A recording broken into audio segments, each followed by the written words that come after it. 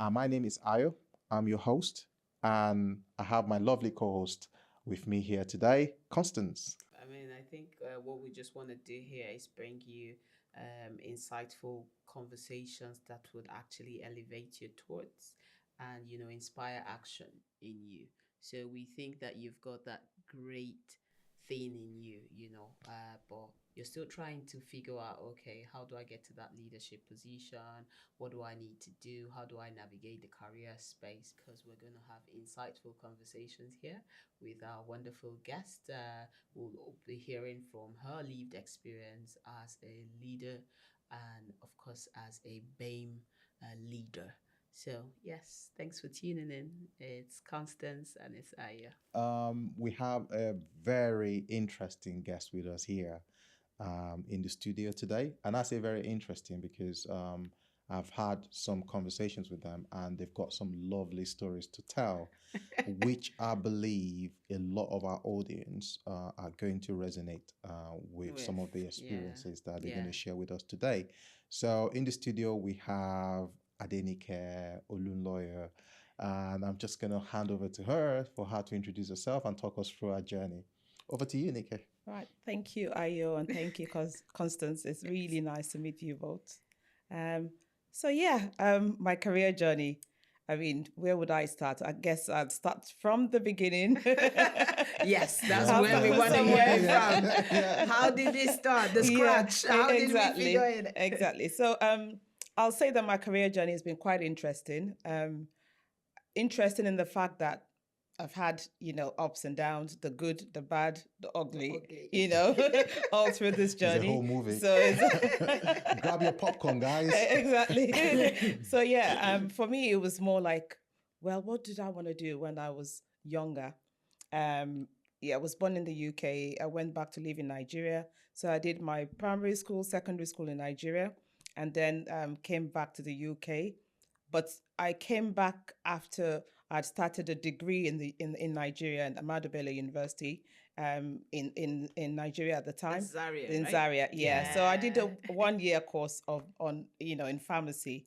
I've always kind of liked sciences, and initially I wanted to be a doctor at some point, and then Was a that pharmacist. you that wanted to be a doctor? Or your parent wanted to be a I doctor? wanted to be a doctor Okay. Oh, because that's interesting. yeah, so because I did like the sciences, so I thought about being a doctor or a pharmacist, but I ended up going the pharmacy route at the time. But then it was more to do. My interests were more in maths, I would say, as opposed to some of the sciences, not as much as maths. So I was thinking, what could I do with that as well? So for me, I just decided to go into that. And then when I came into the UK, I had to go back to do A levels. So I went back, down, and then started to So from the first year university, it's almost yeah, like in the Nigerian contest going back to SS3 after you've exactly. done your jam. Yeah. Yeah, And then, yeah. So it was like, starting again. All over. At the time, I was like, what can I do as well? I did apply to get into pharmacy. Well, unfortunately, I didn't get the grades to get into pharmacy from just coming to do A levels here in this Yeah, country okay. because my educational quite journey was different. in Was quite Nigeria. It was quite different. Yeah. So the next thing for me was, what could I do with my maths interest? And then I thought about engineering, and chemical engineering was one. I had an uncle that worked in Shell in Nigeria at the time, Okay. so I knew he was a chemical engineer. So for me, it was, oh yeah, I could, if I did chemical engineering, I could work in the oil industry. I could work in the pharmaceutical, food, so many different options for me if I did chemical engineering. Hence, I went ahead and did that as my first degree. So before I graduated, I started to look for work. where did you say you did your first degree again? It was at South Bank University, South Bank, yeah, yeah. in London. And I did my chemical engineering. Before I finished it, I started to look for work. And even before, for me as well, even when I came into the country, I could have stayed 3 years to get a grant. At the time, they were offering grants for people that, but you needed to have been I've in the been here country 3 for years, 3 years. Yeah. But for me, I just didn't want to wait. I just didn't want to waste my time doing odd jobs because I knew at the time people were stuck in those kind of jobs. Yeah. So I didn't want to. I just wanted to do what I wanted to do and just get it out of the way. So I just went ahead. I paid for my studies.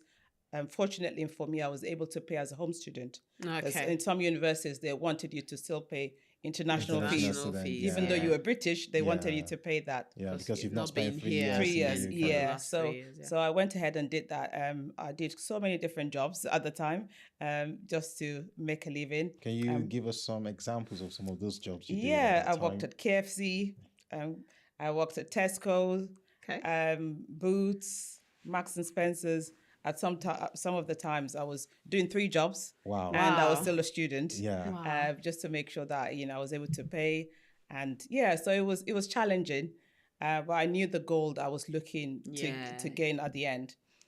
So I did that degree, and then I before I finished or graduated, I had a job, which I started in the September, in a pharmaceutical company. And for me, that job was great because it was what I wanted to do, and then it focused quite on process safety.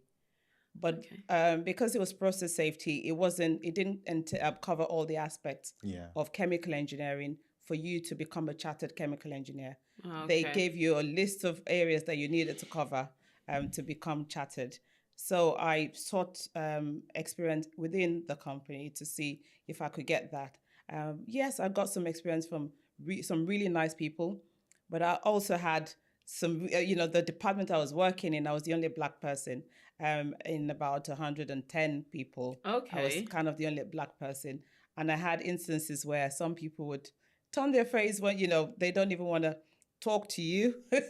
And they did. What period of time in the UK was this? This was between 1998 and 2005. Yeah. Oh. And is this a small company A or large Major company. international major American international company. company? Really? Yeah. Yeah. And you went onto the shop floor, I guess, and people don't want to talk to you. Yeah, so it was a lab. It was more like within the chemical Yeah. labs, but there was a small lab where I worked as a process safety engineer at the time. So yeah, there were people in the departments that you would say hello to, and they would just turn their face away from you, which was quite interesting until when I just thought, well, I'll just do mine and just not bother about it too much. I mean, this is just. I'm just thinking in my head. How did it feel working there? Yeah, it felt awful. I think initially it wasn't an issue, but the longer I was there, it was like, oh, I really do need to get out of here, because there were days that I wake up in the morning, I'll be like, I don't really wanna don't want go. to eat work at this place. today. And when you get to that stage in life that you don't Yeah. want to go somewhere, You Yeah. need to that's go. a time You for you need to leave. move. Yeah. Yeah. How long did you spend in this company? And whilst you were there, how did you cope? Because I know that you told yourself, well, it's a time to go, but I'm certain it's not immediately that you got a job. So how did you keep yourself professional? And did you have any support system that also helped you through that process? Yeah. No, I think for me, I had family, so that was good. I had friends, some other BME group members or BAME group members within the organization, but worked in different departments. Okay. There were a group, I think we were about 4 of us. We normally sort of went out for a meal, we Okay. meet in Together. somebody else's house. Yeah. So that was good. And I'll say 2 of the 4 of us were experiencing similar things, Yeah. So that made it easier to talk and let things out. There were also times that I just felt like, oh dear, my heart will literally pound because I'm thinking, do I need to go to this place? Yeah. But then I couldn't leave the job because I had to pay my mortgage Bills. Yeah. and pay my bills. So I stayed there, and I think in year 3, so this was like 7 years. Yes. I was in the job. The 3rd year, I just wanted to move. And so I had to stay for another kind of 4 years. Yes. I looked for jobs. I didn't get the right jobs. I even considered other careers, like maybe to become a teacher or to Yeah. become, to do something totally different, accounting. I looked into those kind of jobs. I had a few interviews, but fortunately or unfortunately, I would say, but maybe it was fortunately, because if I would have gone in a different direction, Yeah. You but probably wouldn't I be was here today. Yeah. exactly. So I was able to stay there, and finally, when it was becoming even unbearable, I had to get myself a union. So I would say an advice is maybe have a union rep or be a part of a union, Yes. they don't always help, but sometimes it's kind of good if you To can talk to somebody to as well. to talk to Yes. somebody and let them be your kind of support. Yes. If you had to go, maybe if you were going to a disciplinary or even just Yeah. some kind of grievance Yeah. hearing, they Yeah. could go with you. If I may ask a question, sorry. Yeah. I know you said you would say hello to some people and they wouldn't return your hellos. Definitely, that wasn't the only thing you were facing, because if that is it, you just pretend like they don't exist. But from what you've said, it seems like there's much more things that you experienced. Are you happy to share some of those things with us? Yeah, absolutely. There were a lot more things. I mean, some examples where, I would do my work, and when it comes to appraisal time, I'll get it'll be negative comments. When I did the work, there were no issues, Yeah. but it'll be kind of negative comment. I was promised promotion. It didn't happen. I never got one promotion whilst I worked there for 7 years. 7 years. Yeah, there was no promotion. And you were asking for it. And I was asking for it. I was promised it like maybe year 2 or something that was going to happen. And so imagine having to be there for another 5 years and you've done what they've asked you to do. But, it was just a case of, oh, yeah, maybe, there'll be 10 things. I've achieved 9. Because I didn't achieve 1, it'll be an issue, or they would capitalize on that and say, oh, for that reason, we're not going to get you your promotion, and then you're not performing to the standard. It was just a case. And then it gets to a stage that, for me, where you start to doubt yourself, and I started to doubt myself, to think, am I not good enough? Is it like I don't know what I'm talking about? Do I not have the knowledge? And then my confidence was sort of going down. And yeah, I think by the time I left there, my confidence was really, really down, that low, that I just felt maybe I should, not even go work anywhere else, because that was my first professional job. I was going to say something there, because, 7 years is a long time. If it started from year 2, year 3, going all the way to the 7th year, I'm trying to think now, and I'm just in my head, there might be others out there that are actually facing the same situation. Cases where, oh, I really shouldn't be here. Yes. I really need to, maybe I should move. But you're thinking, I've got bills to pay, I've got the mortgage there, I've got this, I've got that. I can still hold on a little longer. But you've just mentioned something. Your confidence kept going. You kept feeling less and less confident by the day. And at the end of the 7 years, you probably just didn't even have it in you to start thinking of a new job. And you did mention earlier that, oh, you tried to get another job, maybe go into teaching, maybe just something else. All this was probably as a result of what you were going through at work. And I'm stressing on this because sometimes we don't talk about it. And we one of our previous guests, we did talk about well-being at work. Sometimes we don't even talk about these things. Sometimes we don't know how much is taken away from us until you're far gone into it and you look back and think, oh my God, how did I get here? And I think that, you've lived it. You've been through it. 7 years is a way too long time for me to do that, man. So I think you probably would be able to tell people that are going through that kind of situation.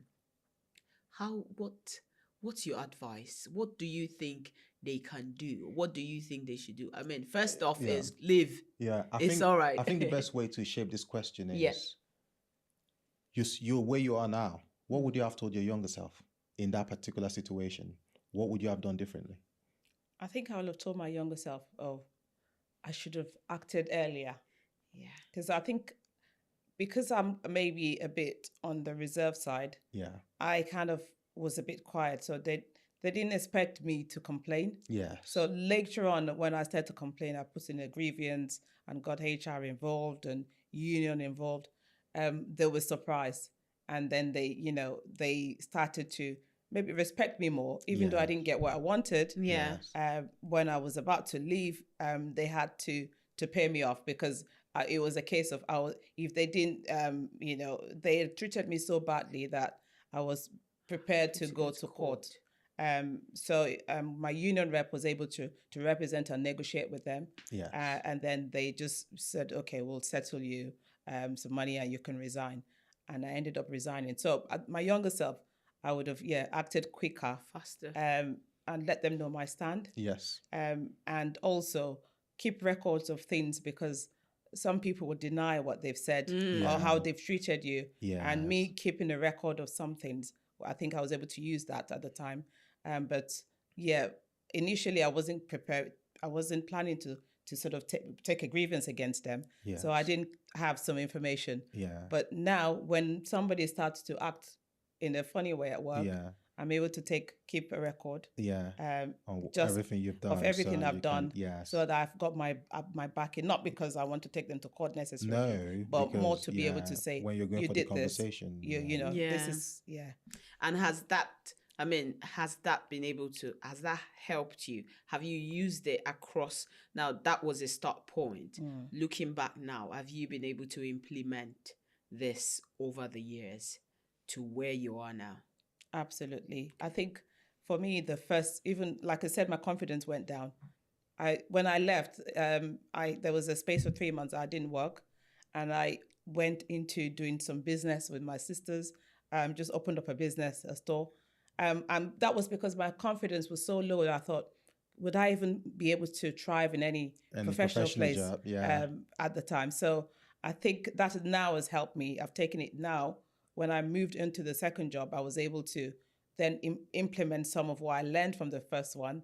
And then as that progressed, I've now moved. I keep putting that into the way the place. Sorry for your experience. Though. I can't really. I know you've said, looking back, you would have spoken quicker than the time you spoke or you got the union involved. Now, and I know you've done your self-appraisal many times, and I know we all do that. When things happen to us, we go back and think, what should I have done differently? In terms of your onboarding, do you think you could have done anything differently to have prevented people treating you that way whilst you were starting up? Because a lot of people build bias from day one. And we don't know they're building those biases because we're not involved in those conversations. It's just discussing in the coffee room or in the canteen and stuff like that. Knowing what you know now, do you think there's anything you could have done differently from that side of you onboarding into the organization? I don't think so. I don't believe so. I think I need to be myself. Why should I be different from any normal person? I think everybody should be able to feel free to be themselves in any job, in any organization. So I don't think I would have done anything differently. Because I'm a human being just like everybody else. So for me, that's the way I would say that. Okay, good. So you went into a business after the 3 months. How did you recover your confidence, and when did you decide to leave the business, and why? So I think for me, before I left that job, like I said, I was applying to other jobs, and I did get an interview, which I think I got the job the next month after I left. Even though I'd already started with the business, because I was considering different things as options. But my confidence started to grow bit by bit with the family that I had, just that speaking to different people. So the business, was the business alongside, was it similar to what you were doing? Nope. Your career, your job? Totally different. Okay. But I just thought, I wouldn't have to report to anyone at the time. So, but it was also, business is not that easy, even here in the UK. So there are a lot of bills, a lot of things to do. But for me, I think because I knew that I'd already done this course, I'm thinking I don't want all the time I've spent and my knowledge to just go to waste. So I started to, my confidence started to grow bit by bit. At the back of my mind, I'll think, I've got that, I was treated this way the first time, I'm not going to let it happen the second time. So that kind of a thing.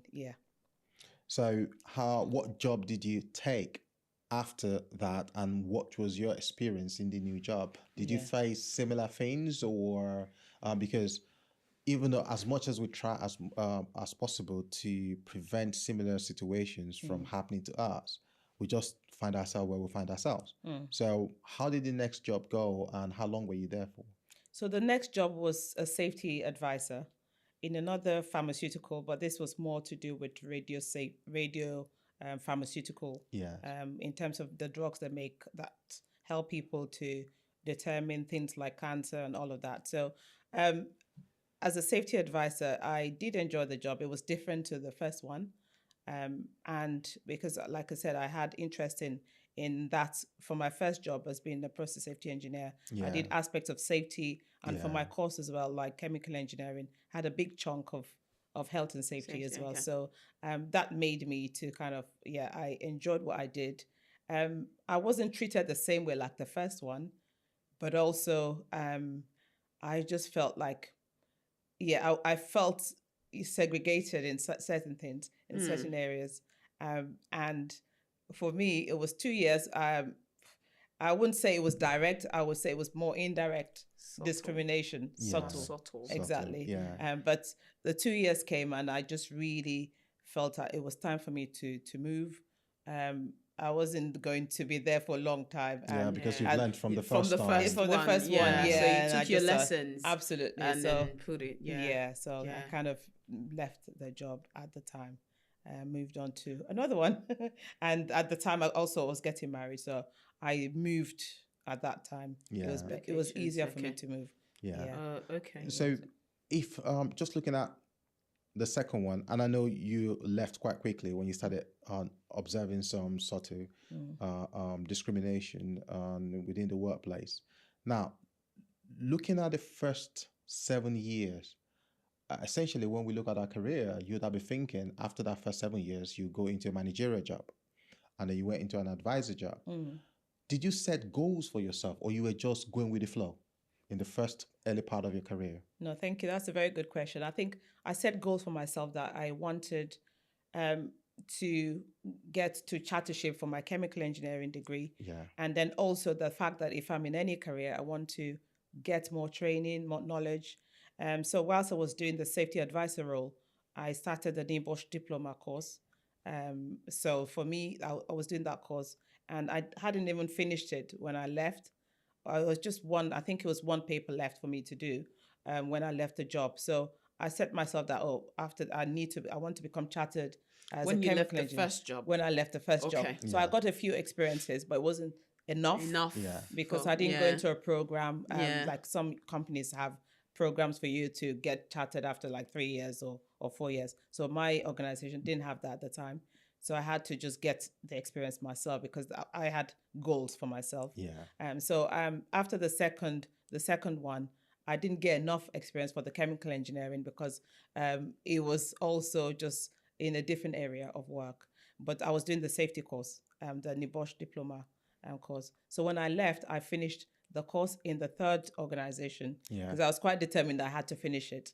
And what I see is, as somebody from an ethnic minority group, it's better for you to get the best you can for you to be able to move higher. Yeah. Obviously, some other people that are not, they Yeah. just They get move higher faster. anyway. Yeah. But for you regardless, to put yeah. yourself at an advantage, Advantage Yeah. points. yeah, it's better for you to just get Yeah, some that certain theme things. is being consistent with all of our guests, Yeah. or barring one, and who admitted that they've had good sponsors within the workplace that keep taking them to positions. Yeah. But a lot of other people have always talked about the fact that they see their other colleagues just rising astronomically, and they having to Work do a them, lot, yeah. work Yeah. themselves to the ground Yeah. to even be considered for those positions. Absolutely. So, how did you feel when you see those happening around you, or how did you cope with that?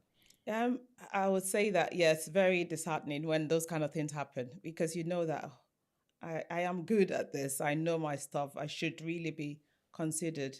But I guess it's just knowing that you can't give up. You have to keep moving, improving yourself, and then hopefully you would find the right people, the right Yeah. sponsors that would Team that would, push you. Yeah, I would say I've had a few managers that have been really good, Yes. and I've had some that have been like, like I said, really bad, Yeah. or they're just biased. They Yeah. just, from the time they know, they see you, they try to recruit you, Subtle, but they yeah. say, oh well, we know you can't go beyond this. We're not going to let you go Yeah. beyond. Yeah. You just do Yeah. the work for us. We're We happy for take the you to glory. be, Yeah. the Yeah. professional. Yes. You said something earlier. You said, "Oh, I'm a more reserved person." So, I mean, I've got we've got mentees that would say, "Oh, you know what? I like my space.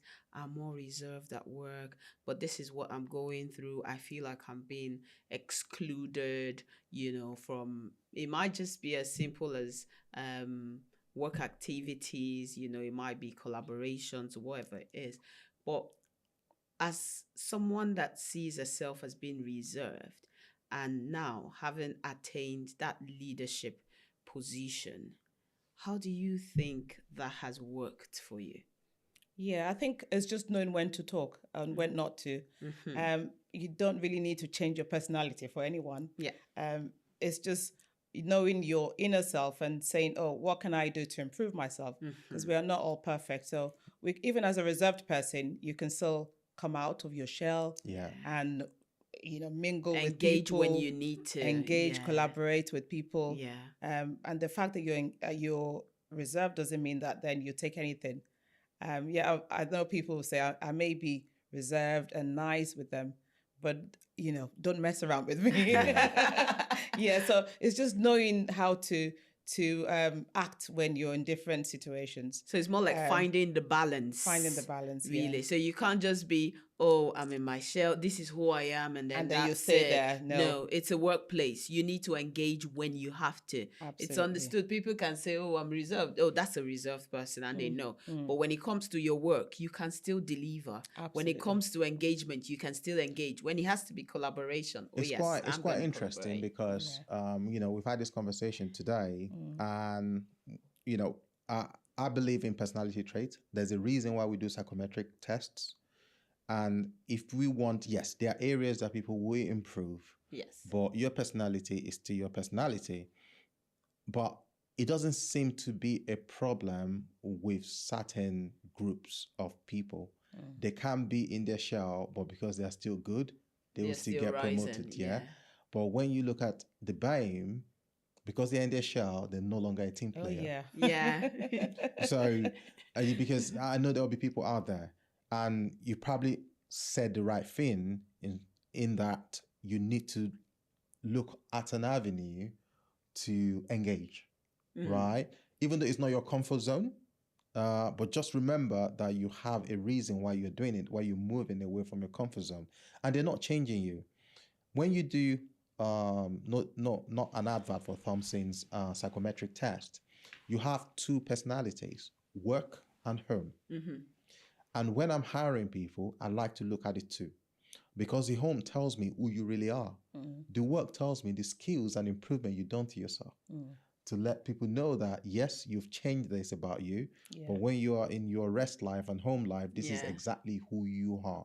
So for people out there listening to this podcast, yes, if you're an introvert and you're in the BIM community and you've seen an introvert in other community moving forward, you just need to do what you need to do to improve that part of yourself and then get better. Yeah, because let's face it, the playground is not fair. No. To be honest, as much as we want to say, "Oh no, let's be subtle with these things," it's the playground is not fair. So you actually really want to work on yourself, develop yourself as much as you can. I just talked about the psychometric tests and stuff. So you want to look at it. Okay, what fits best? This is what I want to achieve and stuff. No one is saying manipulate anything, but you can actually, what your weakness is. How can I better it? How can I be better when it comes to this? And we also talked about feedback. Yes. What do you do with feedback? How something that has stuck with me. I mean, we've only just started this, but something you said that stuck with me is the fact that I spent 7 years in a job that literally made me bankrupt of confidence. So by the time I finished it, I didn't have any left in me. And that's, I mean, I still would like to have a conversation after now as to how you got up, how you rose from there. Because that's some serious thing in there. And it's quite interesting. We're going to go there to the your confidence how it was knocked back, because I experienced something similar. But before going there, just talking about psychometric test, one of the advice I would give to the BIM community, especially the people that have just moved into the UK, who wants to get to a leadership position and are not familiar with psychometric test, is try and know who you are. So take it on your own without before going to that organization. Try to understand who you are, because it's quite important. The reason why a lot of companies do this is because they want to know who you are and how you fit into the dynamics of their team. So if you know who you are, then you will know how to present yourself during the interview, because you've done your psychometric test before your interview. So some of your questions are questioning your weaknesses. And if you've not identified them, you just think it's a normal interview question and you're not given the right answers to say, yes, I've recognized this is my weakness and this is what I'm doing how I'm to improve working. it. And then now going back to knocking on confidence, I just wanted to say it doesn't take 7 years. I've been in almost all the companies I've worked. I know that I've worked my socks off and I understand my subject matter. That I know. But I went to this company and it was a revolving door, toxic culture. And I spent 8 months in that. Maybe I shouldn't have said that, because you can just go to my LinkedIn and see the company. And I spent 8 months in there. I remember I was speaking to a colleague of mine who was experiencing the same thing with our manager. And this lady is lovely. She's in recruitment. And she said, Aya, it's not us. It's them. It's the system. Don't let it affect you. It's not us. It's them. Do not let it affect you. I was speaking to an hiring manager, an agency, a recruitment agency, and this is the word they use. How did you leave a Premiership club and went to a non-league football club? That's from where I was coming from to that company when I wanted out and I was applying for jobs. And they said, how did you even do that? Like, I know those two companies that they're not even close. Like, oh, I feel for you, because everybody knows this company out there. So, and what did I do to get up from there is, after leaving that company, not to get, because this is not like early stage in my career. This is like, I've been there. This is, I know health and safety. I know leadership. I had management skills program, 3 months training, intensive training, presentation skills, negotiation skills, being a leader, being a manager, all the stuff. And then I've come to this company and you're saying, no, maybe you don't. I was like, what do you mean? I had to take an holiday and to clear my head before the next job so that I can get away from that lack of confidence. It didn't affect my confidence, but that doubt that it creates in your mind, like, is it me? Because except if you're not a very thoughtful person, that's when you're not going to ask yourself a question, is it me? You will still ask yourself a question, is there something that I didn't do right? Even right now, or sometimes these days, I still think about it like, is there anything I could have done better? But then it's that organization. It's just because I see other colleagues facing the same thing and they just had to leave eventually. We don't talk about these things enough, to be honest. We don't talk about the effects of toxic work environments on us. We don't talk about that, what it takes away from you, really, because most times we're focused on the bills and what we want to, maybe the title, but then at the end of the day, you look back and you figure, oh my God, those were probably the worst 8 months of my life or my career. And if we were not having this conversation now, it probably won't hit home as much as it is right now with me. Maybe one day we should probably take one of the sessions to have, what happens when you're dealing with a toxic work environment. Yeah, absolutely. I think, yes, I think one of the series should be dedicated to spotting signs and signals that you are working in a toxic environment or you're working for a toxic boss. how you should do. Maybe one of our life coaches, when we bring them Yeah, in, yeah, we will be yeah, asking them yeah, questions yeah. around that. Yeah. Sorry. But sorry to. No, I that's mean, it's fine. I think the literally. conversation is really good. It's really good to Yeah. know we're all kind of going through similar things, so we have different similar Yeah, ideas. yeah. So coming Let's back bring to it back you to then. you. Yeah. You were health and safety advisor, and you said you planned your goals, and your goals were to be chartership for your chemical association, and probably to be chartership for health and safety as well, to improve yourself into it. At what point did you tell yourself, my next job is leadership? How did you go about it? Yeah, so I think like when I went to like the third organization, I still went in as a professional on a professional level. Yeah. Okay.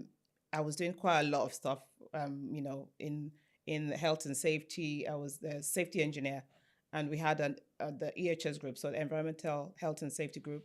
But I thought, yeah, I need to finish off this course. When I finished it off, during my time there, I was able to get experience in certain areas, and I did my chartership for chemical engineering. So I had to do the application, which is it's not easy to do because it's a process that you have to meet certain criteria. Mm-hmm. So I put that through. I had to go through an interview, and finally I got it, thankfully, whilst I was there. But then the health and safety one was still on my list of things to do. So I carried on doing it, and I thought, well, at this point, once I've done this, I should definitely be moving on to a higher level job, which is when I moved on to the fourth organization, and I started the role as a manager. So I it managed took how many years to get to manager? to manager. Can you imagine when Yeah. I knew a lot of my friends that I graduated with were managers, like even within the 7 years. Yeah. It took me let's say 7 plus 2 and another 7, so another like maybe 16 years for me to attain a manager Wow. level job. And it wasn't like yeah. you didn't want to. No. It's just probably, and seeing you in the studio, I can easily, and somebody that relates with people, most of our job in health and safety is dealing with people. I can tell from your personality trait that you're very reserved. So do you think it has something to do with it? Like people just overlooked you because, we know Adenike. She's okay where she is. Yeah. She's not going to give trouble. Do you think it has any role to play in that? I wouldn't think so. I think after the first experience, I learned a lot that I wasn't going to let my personality affect my job. So I've made it clear to them that this is what I want to do.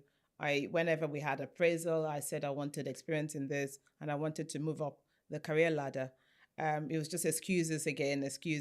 In the third role, it was more like, for your particular role, we think it just stays there. That's the end of the career progression. Because of health and safety. Yeah, so we're not looking for that. The only thing is if the manager lifts, before we can get you to become a health and safety manager. So I didn't know when the manager was going to leave, and I wasn't going to push him out of the role.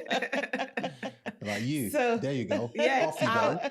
I need to get promoted. Yeah. So for me, the easiest thing was to look for another job. And the job I got, it was just more like challenging myself because it was going to be covering multiple countries where in the past I wasn't doing that.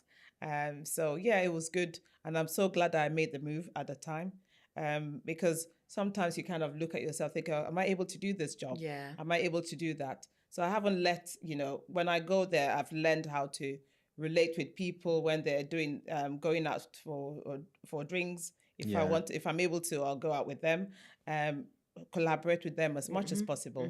But no matter what, I think there's still times that even the person that's not reserved would also face the same things that, absolutely. so I'm it's, not reserved. yeah, I so face certain things. so it's always a case of, so that's not the reason. I think it's Yeah. more to do with the perception that you're okay to be a professional, and but you're okay not to do the okay job. to be You're in a not leadership you position. don't really have the leadership traits. Yeah. It's one thing I've heard somebody say, oh, you Yeah. don't look at the kind of aspirations you have. Yeah. I don't know whether you'll be able to fit that.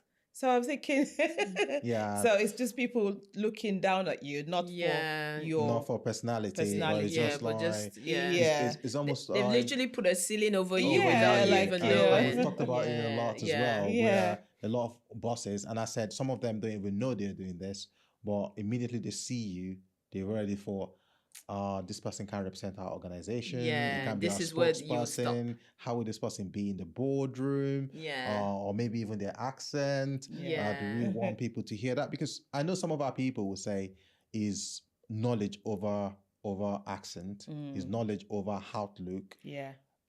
You know, I've spoken to a whole lot of people to realize that let's stop kidding ourselves. Some of these things still count. They're part and parcel of it. And so when we're developing ourselves in every way, we should try as much as possible to see how we can develop ourselves. I'm not saying anyone should take any accent that is not theirs or anything like that, but some of these things is just pronunciation. If you get the pronunciations right, and you don't appear like you're waffling. I've done some interviews to people from our background, especially coming fresh from either Nigeria, from Africa, and my colleagues, I thought they were waffling, and I understood everything they were saying. Yeah. So after the interview, sometimes when they ask for feedback, because some of them are very detailed, they'll send an email, can you give me feedback? I thought I did really well, and the HR was like, how do we give this feedback? I said, don't worry, leave it with me. And I call and I give an honest feedback, and I say, see, this is what you said. I understood this because we're from the same background. I know what you're trying to say. Yeah. Somebody from that's not from our background do not understand this because this is not how they would present it. Absolutely. To them, you're waffling. You're not presenting your case the way that it should. So all of those things, they add up. And just to buttress your point, that it's not just your personality, that you're an introvert, because and I keep saying this because we've had these conversations between myself and Constance and some of our guests, and we've flogged it. And I keep insisting that it's not everybody that needs to change themselves because that's their personality. Now, there are other things they need to improve on to be able to be visible in the workplace. But then, why is it only them that is improving on that? Why is it that their other colleagues who have the same personality do not have to improve on it at all? Need to improve on it, exactly. and then they're still moving up the ladder, and everybody understands with them. Oh, this person is just quiet. I think this is a message for organizations. Yes. Actually, we see it, however subtle it may be, or however loud it can be sometimes, but these things don't go unnoticed. Everyone, yes, we've talked about personality traits. Someone is introvert, someone is extrovert, someone might not be the loud one that's all about everyone's business, or someone's not the one that you probably would say, oh, is really visible, but they're doing their jobs, they're getting on, whilst this group is still progressing. The other group seems, oh, that's a hindrance because you're not visible enough, because you're not. So I think we leave this with organizations to say, we probably want to leave it more, why don't we make this more equal? Or equity. Yes, that's where equity steps in. That's where equity steps in. Yeah, so it's more about the right job for the right candidate. Absolutely. Or the right title, the right role for the right candidate, rather than having all other things. So if we can't move up this ladder because we're introverted, then all groups cannot move up the ladder because we're all introverted. So let's be fair. So let's just know that, yes, this is what we're preaching and this is what we're sticking with. And it's applicable to everyone. That's what's happening, regardless of color, regardless of whatever it is, this is what is happening. Because it's the reality. When you look at the leadership position, we have the data. The data says we are underrepresented. Yes. There must be a reason why we're underrepresented. Exactly. And that's why, that's why I'm actually really happy that we're having this conversation at this time. Yeah. I don't think it could have been a better time than now to have it. Because if you look at the data, it's screaming in our faces. We are underrepresented. Let's pick it up. How do we there are organizations that actually, they're doing a lot for the data to be reversed, or for us to get better representation, but we are just saying now that, what, we can do more. we can do better, and how do we achieve this. Yeah. So listening to, lived experiences, hearing what people have been through, what the challenges have been, I think this will go a long way. And I do hope that organizations are watching, They're watching, and leadership, the leaders of recruiters and organizations are leaders and actually managers. watching, and they're able to take snippets, little bits here and there from this conversation. So coming back to you, so you got your first managerial job, and Constance will always say this to me when we're talking about bosses, and it's like, and I say this in training as well. So how are you making sure you're not that boss you don't want to that you don't like? So how are you not falling into the same trap with people coming under you? So how did you settle into your first leadership position as an health and safety manager? I think before I did, got the job, I already, in my previous job, I looked for opportunities to manage people. I did manage people, but even though my role wasn't a manager, so I just asked for the opportunity to, whether it was somebody that was having work experience or doing something else. So when I settled into that job, I definitely made a conscious effort decision that I wasn't going to do what the others did. What that's the good thing about negative experience. It tells you what not to be. I really don't want to be that person because it was awful. So I wouldn't want anybody else to go through the same kind of experiences. So it wasn't that difficult to do.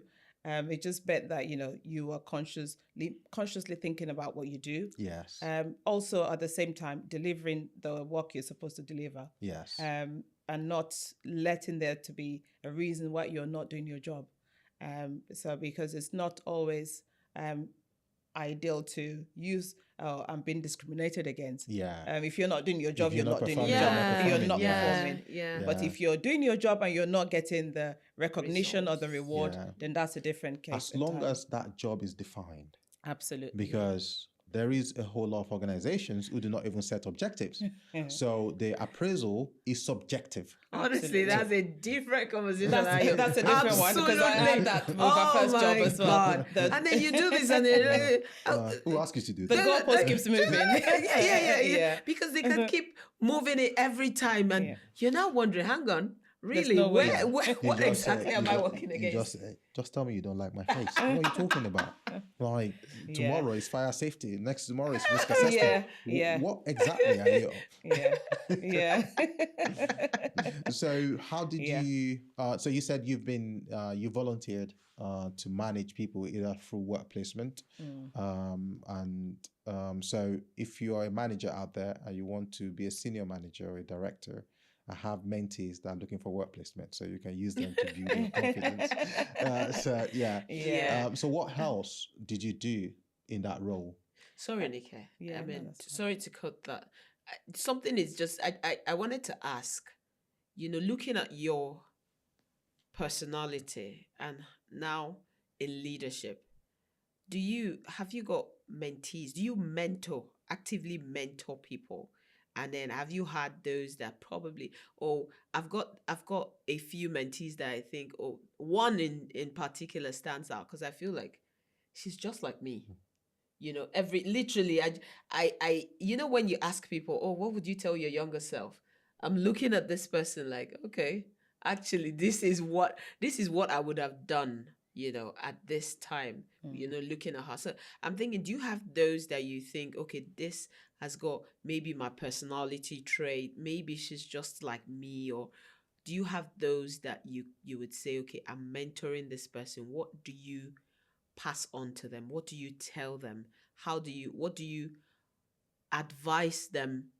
In scenarios like this, in this stage, at this stage, and at this point, what would you do? So I would say that, well, I'm not completely an introvert to the extreme, but reserved, yes. But once I get to know people, I tend to warm up to people. It just takes me a little while to sort of get into the flow. But I would say I've been doing a lot of mentoring. So whether through chemical engineering, for IOSH, for health and safety, I've got people that I've helped through to get their chartership, and by helping them into getting their forms completed, providing them with the experience, the information that they need to do that. So I actively do that. I don't know whether I'll say I've seen somebody that is exactly like me, but in terms of my personality, no, but in terms of wanting to achieve, Yeah. I've had people that like me that won't just stop somewhere, just carry on. So I On, had yeah. this mentee that he came from Nigeria and then he joined IOSH a few years ago, and he was able to apply quite quickly, and then he got his CMIOSH Oh, before, yeah, and he was able to move from jobs to jobs, and now he's moved to Canada. But I think he was quite he really appreciated the help, because that helped him to make so many decisions about his career. We still keep in touch even now, but he was like, "Oh, you keep going," and it motivates me. yeah. So when he was applying for his CMIOSH, I was applying for CFIOSH, like the Yeah. Chartered Fellow. So we did that about the same time. So I think it's just getting the experience.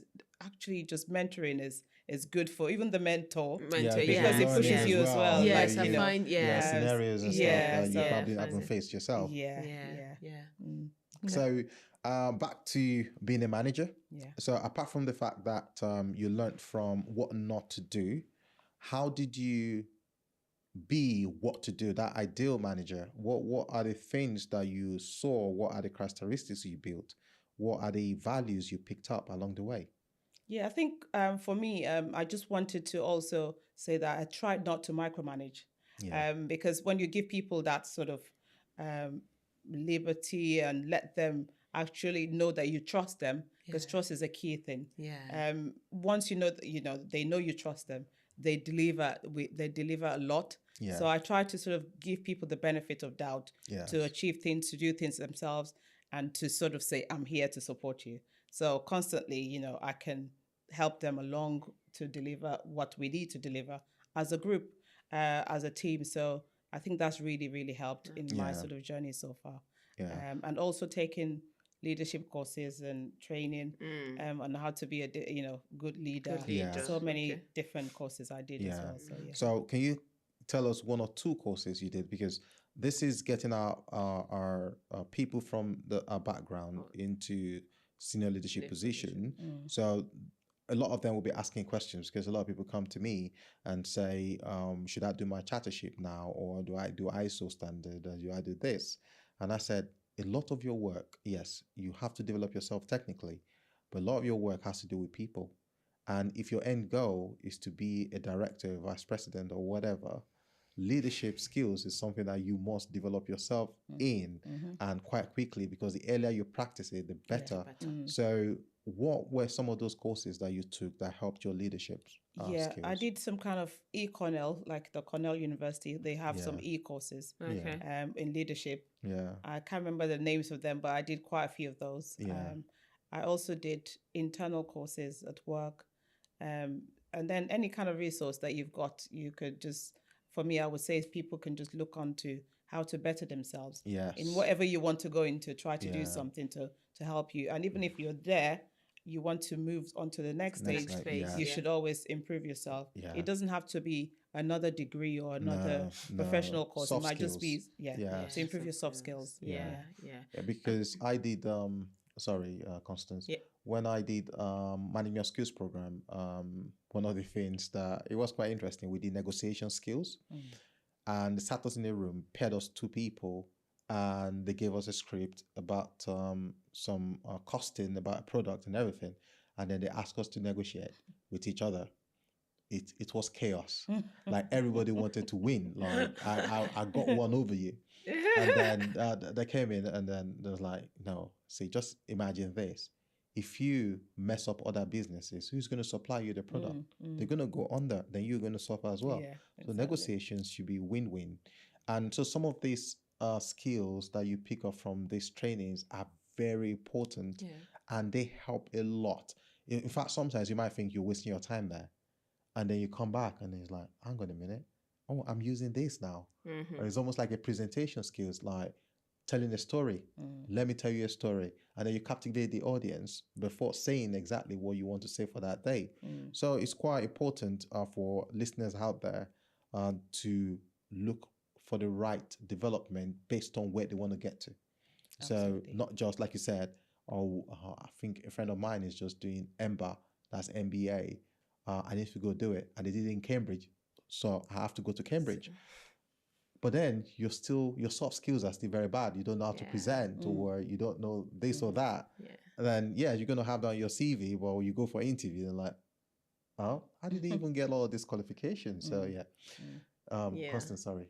Yeah, to no, cut no, you no. short. It's I mean, I actually was also just going to say to that. That's not to say that with the MBAs in whatever school, sometimes some of these skills that you're actually taught in leadership is embedded into the courses Yeah. that they actually teach. Yeah. So you can actually still gain them from the Yeah. MBA. So Oh, if you're yes. thinking of Yeah. going for an MBA, it's all right. I just use MBA as an an example. example. Yes, as an So example. I do not yeah, mean I get, maybe I it get was that. a bad No, example. no. Aside MBA, what I'm trying to say is sometimes even with academics, some of these soft skills or some of these skills you would still learn in leadership will be embedded in these courses. Yeah. However, experience is still the best teacher, they say. So the theory you've learned there, you will translate it. Good thing is they are transferable. Yeah. When you get into the place of work, you can then use them. I mean, thank you very much, Nike. You know, we've talked a lot about the background, the groundwork, getting you from the start point to where you are now. And we do understand that you're in that leadership position now. You may necessarily know I've gotten to where you're going, but you're still right there at the pinnacle of it. So one question that I would love to ask you is, what attributes would you say has kept you or brought you into leadership? Are there particular things that you want to tell people, or this is what I think, this is how I think, this is what I think you should probably be looking out for, and things like that? What exactly is there? Anything that you just want to drop here that people can hold on to and then run with it? I think be hardworking. Just giving your best to any your kind best, of really. your best. Yes. I'll say just have this can-do attitude, because we do get people sometimes that come into the place of work and just want to lazy around. So have this can-do attitude. And also just put all of yourself into the job. I did have a manager once that said, in your next job, and that was a very good advice. Said, just keep putting yourself into the job. If you put yourself into the job, there's kind of there will be less in terms of, even if you don't get moved higher, it wouldn't be about your job. It wouldn't be about, you haven't done your job well. It'll be dotted about all my I's, crossed my T's. Exactly. You can't tell me it's about my job. So one of the things that keep coming up with everybody, and I think this is cultural, because growing up, our parents always put it in the back of our mind: you have to work hard. You have to work hard. In fact, in my family, it's like, you're not lucky with lottery, so don't play it. Just go work hard. But beyond hard work, because we know that leadership position is more of values, what you bring, rather than the technical, because they know you have the technical. Except if you're the biggest person that can bullshit your way around, you have the technical experience to get to that point. So beyond the technical, beyond the hard work, what is the unique thing about you that if an hiring manager, a CEO says, Adenike, we've seen all of these nice things you've done. What do you bring to the table? What's unique about you that other candidates don't have? Why should we give you the job? I would say honesty and integrity. And also being accountable. So integrity meaning that if you give me the job, you can be rest assured that I would look after this company or look after the interest of the organization. I would make sure I'm looking out for the interest of the organization. And I'll make sure that I do it to the best of my ability. I definitely will be well trusted, so that there will be nothing that will be, you wouldn't tell, I can't just trust this into your hands. That's something that I know my managers do. They just trust me to do a good job. Yes. Even when they hear because there will be other times where some people will say, "Oh, complain about this, complain about that." There are some people that you just cannot please in the place of work. Oh. But but because of the way you are, it's like I've heard before, like, "Oh, we know you wouldn't fight with somebody." So that's something that they could say about me, and they know that I've got this way of dealing with people. Yeah. And that's another strong point that I've heard, in all of my jobs, I'll say, just like a good way to deal with people so that the people feel, oh, we're happy. I've had this from a few of my staff recently. I've said, oh, we know you're very nice with us. You're good with us. You're always there to help, but you always want the job delivered. Yeah. You always want the work done. And they would always make sure they have the work done. Yeah. Because of that. So, yeah. Oh, fantastic. So looking at so currently, can you just tell us about your current role at the minute, how you're getting on with it, how you got the role, and how long you've been in it? So my current role, I moved from being a manager now to an associate director. And I was looking after, when I started the role, I was looking after so many different countries. And some of it was taken away from me when I was a senior manager at the time. Yeah. To help me focus more on the EMEA region. Yeah. But last year, towards the end of last year, I was giving back all those countries. So I look after the Asia Pac, the Americas, and also EMEA in terms of all the offices we have. We have a couple of labs in the portfolio, but they're all mainly offices, and mainly commercial offices in the pharmaceutical company. So, my role is quite varied in terms of supporting them and making sure that we comply with the local country legislation. And we also put things in place like training, and we develop a lot of things and campaigns and different things. So it's quite interesting, and there's never a dull moment. There's always something new, and we're always constantly building. So for me, that's somewhere, I really do like to be in. Obviously, there are still challenges, like we've talked about, moving up. And the challenges, same challenges that a BME person would face anywhere. So it's, at least I know this time it's not about me not performing. It's more just about a BAME thing. So everyone, even though it's not, the higher you go, and there's they don't come out to say the more you realize you're BAME. Exactly. Exactly, because there's really, I wanted to complete that, but then I remembered. The higher you go, the more you realize you're remember, because BAME. there are less people there at the top. So so for you to break through that ceiling is really hard. You just need to. It's more like it's a constant fight. And I just feel sometimes it's a bit tiring. But we have to keep going, and I always want to keep going until I get what I want. You get there. I do hope that those that probably have found themselves in this kind of situation, they're able to relate with your story. You've persevered. You stay there, maybe because of the resilience that's in us. You've stayed for 7 years, and thank God this is where you are now. So we really want to say thank you for the insight that you've shared today. And yes, I did get quite a number of lessons from it. Thank you. And if you'd like to reach out to us about this episode, you can put your comment out there and send your questions to us, because I know there are a lot of people are watching this show right now, and they've got questions around how Nika, what she experienced, how she navigated around it, and probably we want to know more. So send us your questions. And once again, from me, thank you very much. And to our audience, until our next episode, talk to you later.